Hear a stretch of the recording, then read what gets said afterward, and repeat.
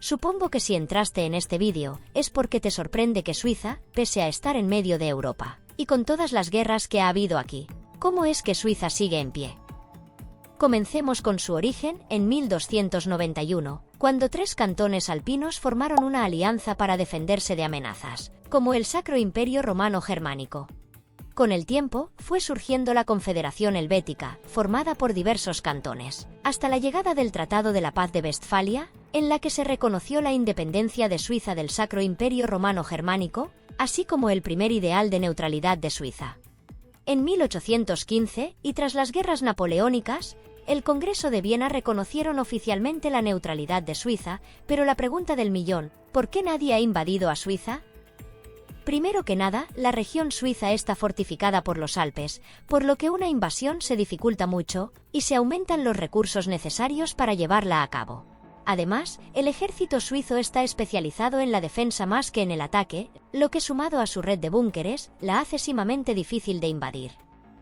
Además, debido a su tratado de neutralidad, esta ofrece servicios diplomáticos y económicos, independientemente del bando en el que estén.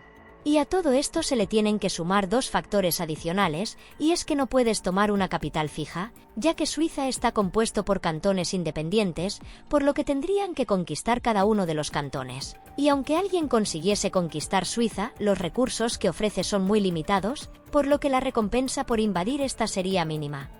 De hecho, una de las últimas invasiones que se produjo a Suiza fue la invasión de Napoleón en 1798, aunque este no pudo manejar los conflictos internos y restauró la Confederación en 1803.